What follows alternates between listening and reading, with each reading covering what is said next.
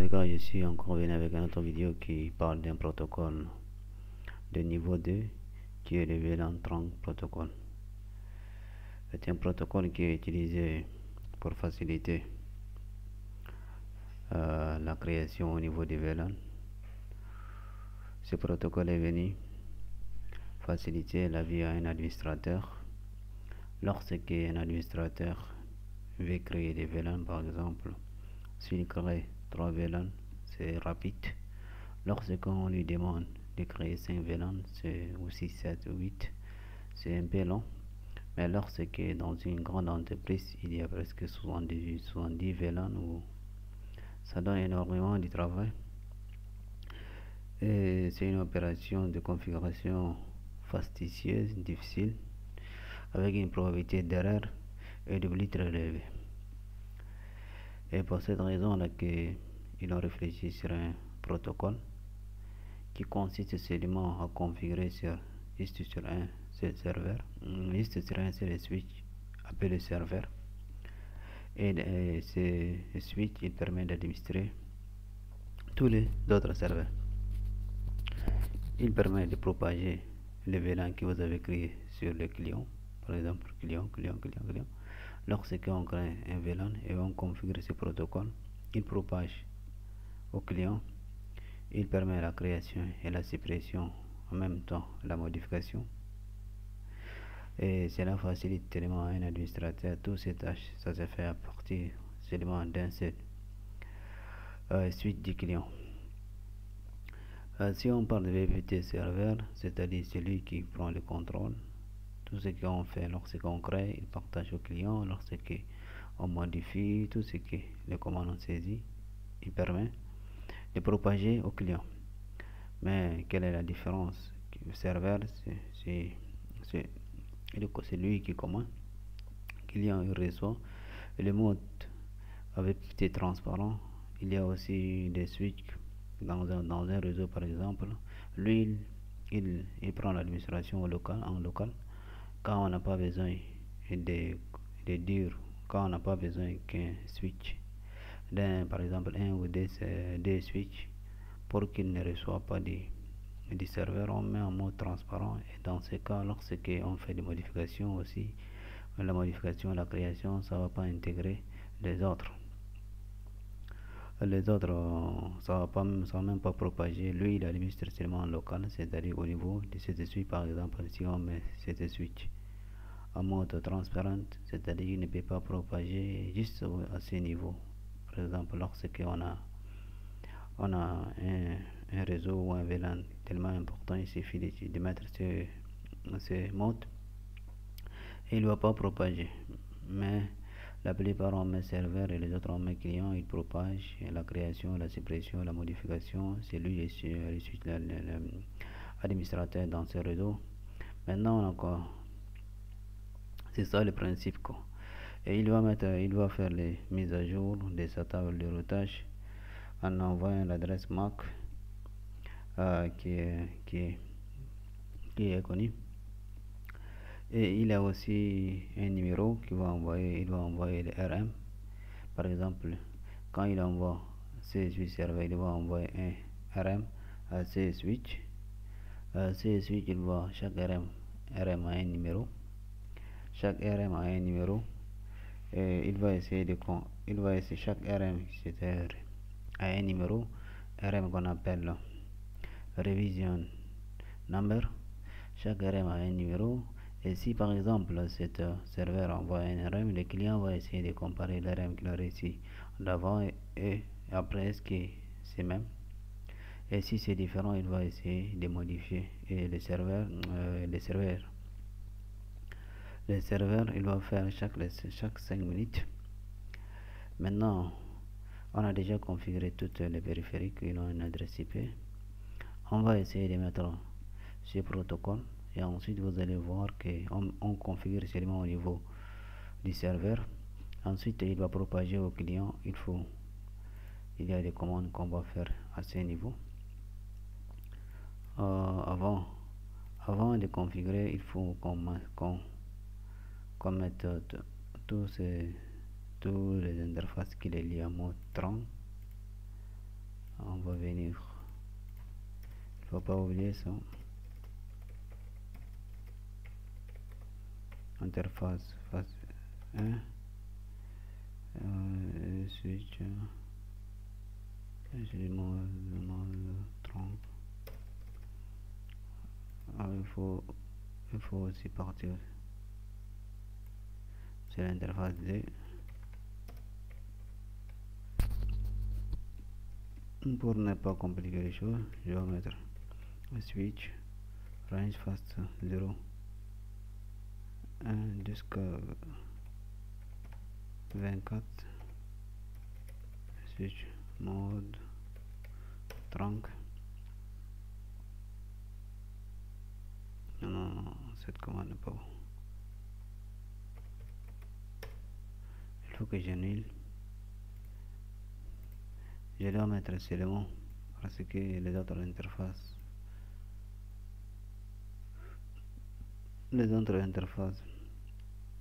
sont des interfaces access, donc il faut que je mette ensuite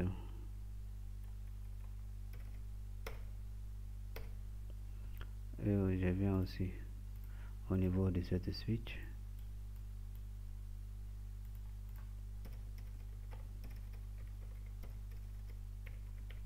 on passe de 0 à 1 tiré, j'ai oublié range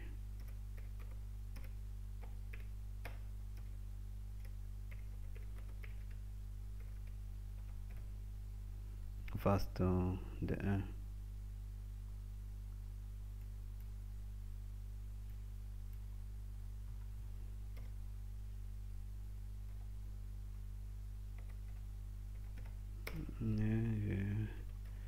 Je suis mode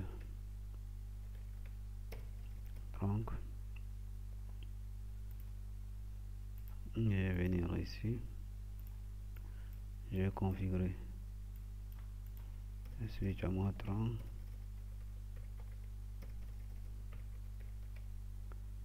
interface fast de 1/24 un switch mode trunk.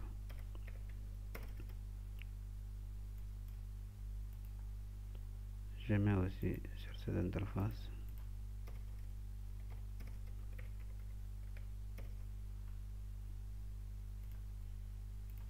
un range face éternel de 0 1/24 et switch trunk.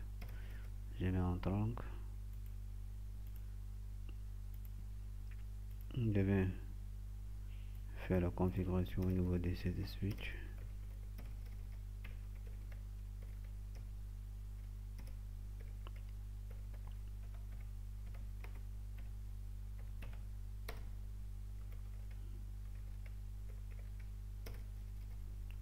Trunk, je l'ai configuré.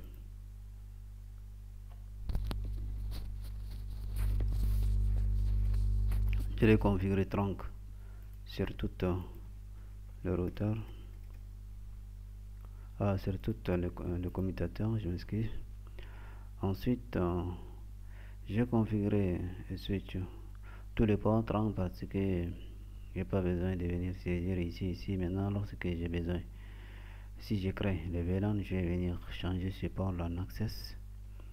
J'ai configuré tous les ports en trunk, mais lorsque après, c'est juste pour me faciliter le travail. Après, si j'ai besoin d'associer ces ports, je mets un port access. Maintenant, je vais partir au port, je mets un port access par exemple. Pour mettre le port en access, il faut créer le VLAN. Maintenant, on va configurer. On va configurer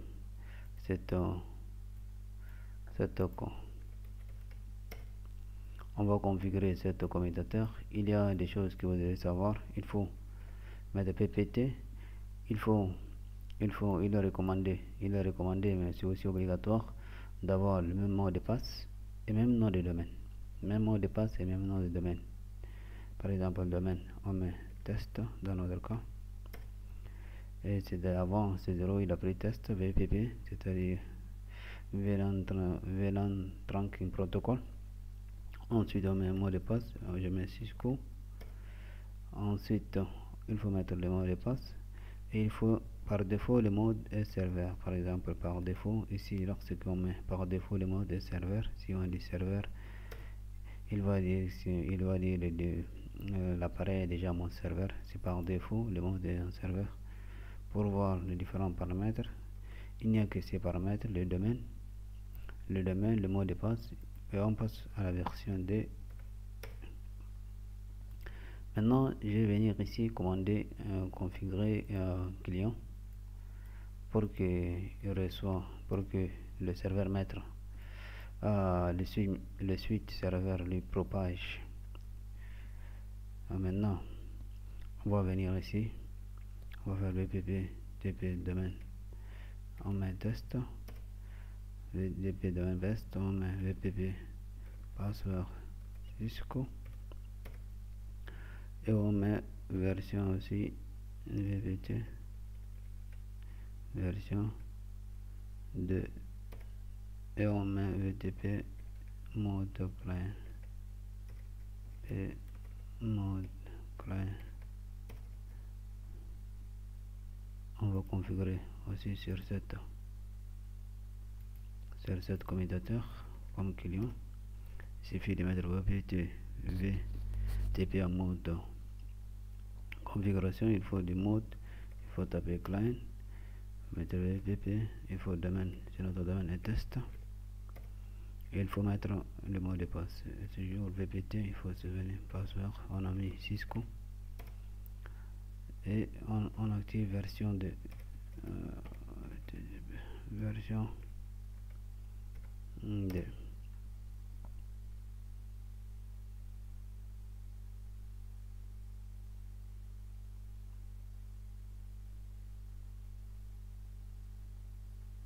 On a mis version 2. Maintenant on vient sur ces commutateurs, on va configurer comme vtp mode client, vtp domaine dans les tests. Ensuite on met le mot de passe, il faut toujours mettre le même mot de passe, même domaine, même mot de passe pour que ça fonctionne. Et ensuite on part de version 2.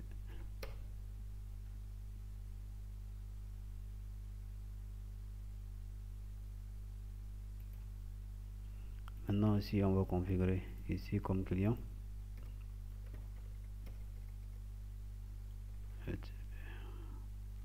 mode client,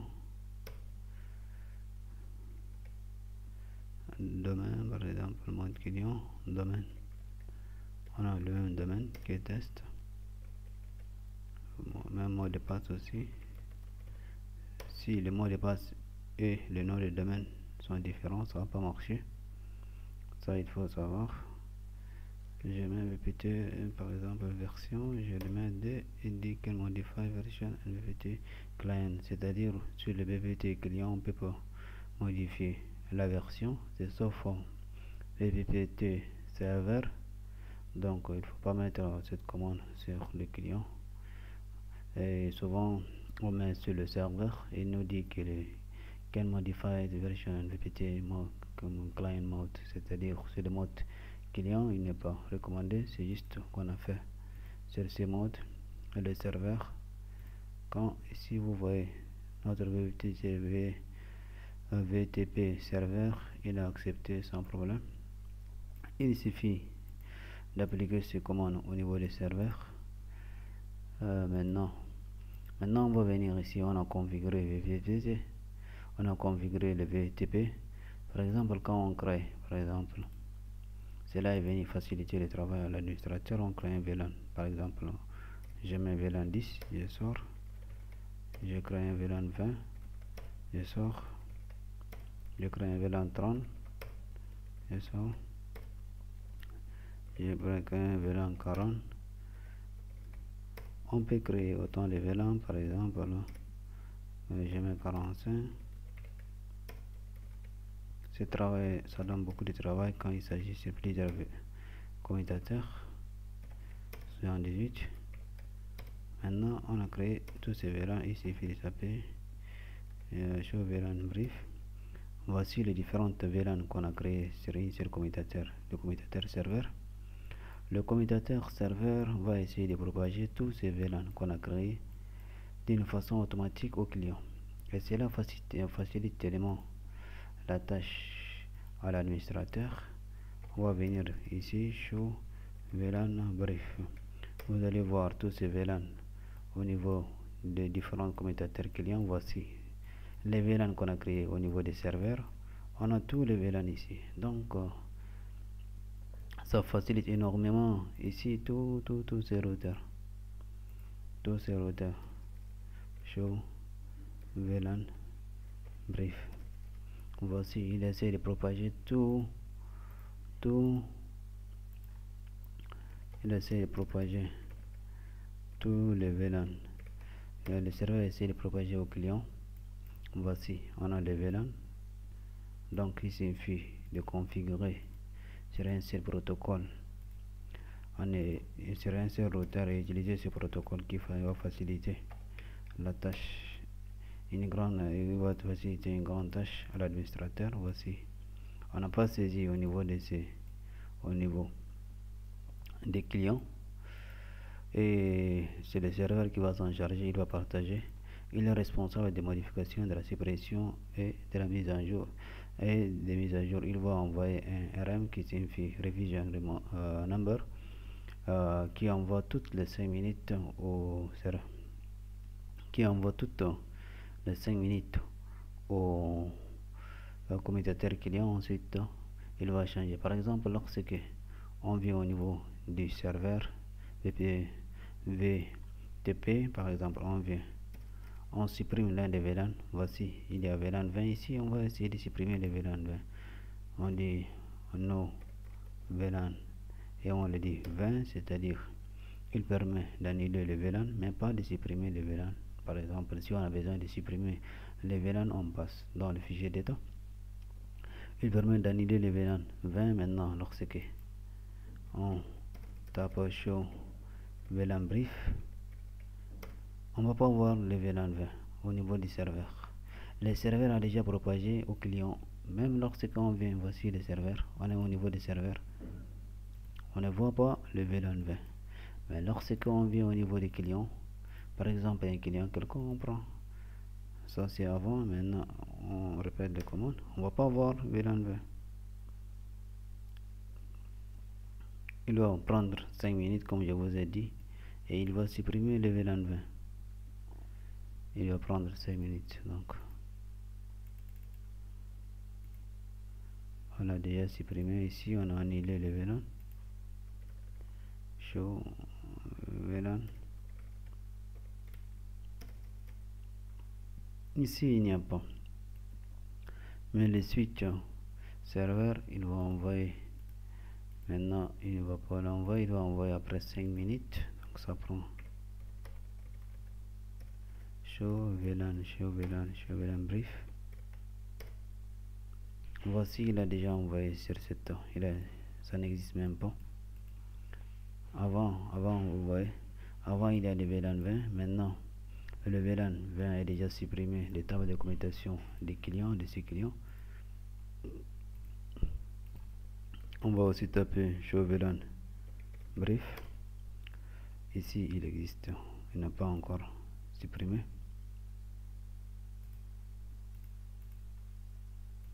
Il suffit de modifier. Voici, maintenant ça n'existe pas. Il a déjà envoyé des RM et il a comparé, le switch client a comparé les LM et les RM des serveurs et les RM qu'il a. Donc il a déjà supprimé, c'est normal. Maintenant ça c'est VTP serveur. Lui, c'est lui qui prend le contrôle. Il est chargé des suppressions, des modifications, de la création des VLAN, et cela facilite tellement les tâches à un administrateur. Mais lorsque un administrateur, par exemple sur un switch quelconque, il n'a pas besoin de dire au serveur de propager, par exemple sur tous les VLAN. Il doit mettre sur un serveur quelconque VTP mode transparent. Par exemple, si on prend ces commutateurs, on va partir sur VTP et on lui change mode transparent et on attend que ce qu'il va faire show VLAN brief. On attend une certaine minute.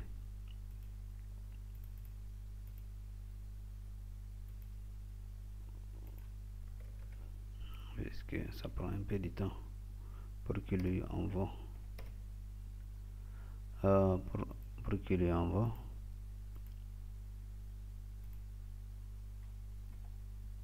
Ça prend 5 minutes, donc c'est beaucoup de temps. Donc il lui faut 5 minutes. Par exemple, si on prend un commutateur et on met en mode transparent. Par exemple, si je prends un autre commutateur, je mets ici et je vais lier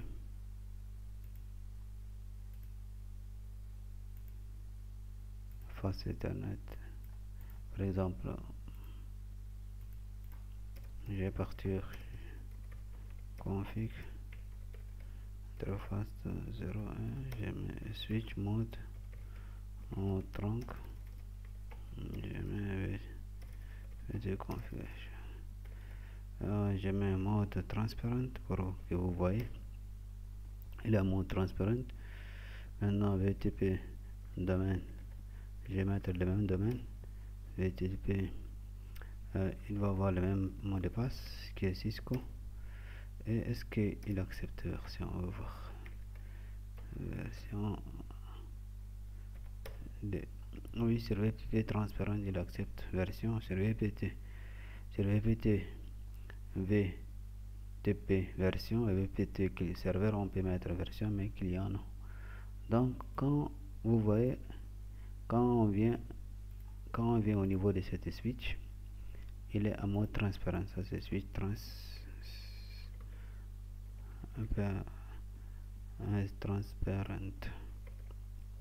Le switch transparent, il est responsable de son espace. C'est lui qui permet d'administrer, de créer. Par exemple, quand on voit sa table de commutation, par exemple IP VLAN brief, il n'y a rien, il n'y a que VLAN 1 par défaut et ça existe sur tous les commutateurs. Voici, c'est ce qui est important quand on n'a pas besoin d'un switch pour dire qu'il écoute le serveur. Il suffit de mettre le mode transparent. Par exemple, quand il est responsable de son domaine, il est responsable de la création, par exemple 45 par exemple, et je sors 45, ça existe déjà, mais on met VLAN 200. Lorsque je viens show VLAN brief, vous allez voir que 45 est 200. Les autres, c'est-à-dire lui, il est responsable de son domaine et il est responsable de son domaine, il administre en local, il peut créer, supprimer, modifier, même pas synchroniser des serveurs distants. Pas modifier des serveurs distants. Donc aujourd'hui, on a vu le VLAN trunk, c'est un protocole qui est venu faciliter énormément de tâches à un administrateur. Et quand par exemple un administrateur va partir des switches en switch pour configurer les VLAN, par exemple on a souvent deux VLAN, c'est un travail fastidieux, c'est-à-dire difficile, et presque il y a la probabilité de faire des erreurs est très élevée. Pour cette raison là que ce protocole de niveau 2, c'est-à-dire au niveau des commutateurs propriétaires de Cisco NE, qu'il y a VPT serveur, VPT client. Le VPT serveur, c'est toujours lui qui commande. Le VPT client, il écoute le serveur et il écoute le serveur.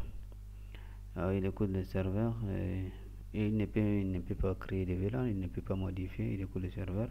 Mais quand on a besoin d'un espace administratif, par exemple, différent, il faut mettre cette switch. Si on ne veut pas que cette switch reçoit des serveurs, on met transparent. Quand on met transparent, il administre au niveau local, il n'écoute pas le VPT serveur.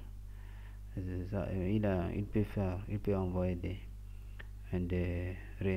revision numbers à l'espace de 5 minutes qui va permettre au client de comparer. Il va chaque RM a un numéro, le client va essayer de comparer le RM qui est le RM qu'il a et le RM que le serveur lui a envoyé et essayer de comparer.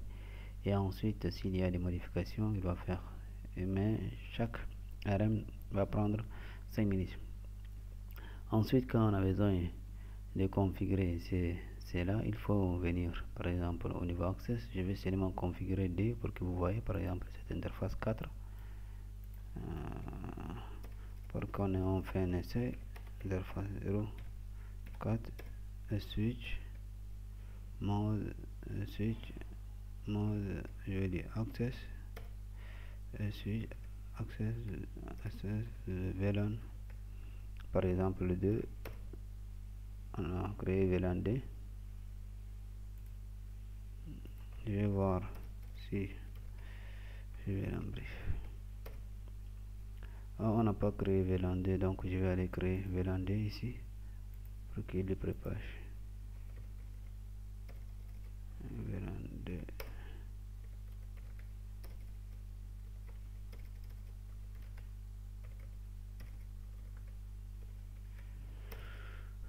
On a créé VLAN 2, donc il va le propager.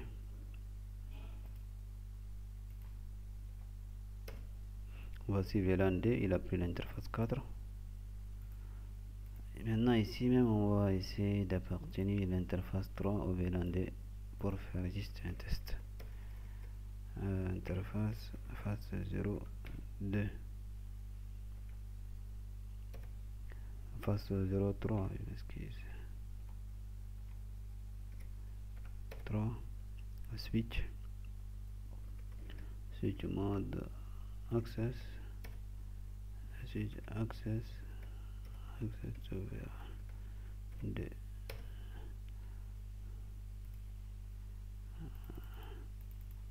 Par exemple, quand on essaie de communiquer celui-là avec celui-là, vous voyez, ça marche correctement. J'ai pas respecté le VLAN des 3, j'ai juste créé des VLAN que je l'ai nommé 10, 20, 30, 40. Donc aujourd'hui on a vu ce protocole. Ce protocole est venu faciliter tellement de tâches à un administrateur. Il ne lui permet pas de saisir au niveau de tous les commutateurs, les VLAN. Il suffit de seulement créer sur un seul commutateur et dire il suffit seulement de créer au commutateur serveur et il doit partager au client. Si on a besoin d'un autre commutateur qui ne reçoit pas la synchronisation, on met en mode transparent. Salut les gars, à très prochainement avec un nouveau vidéo.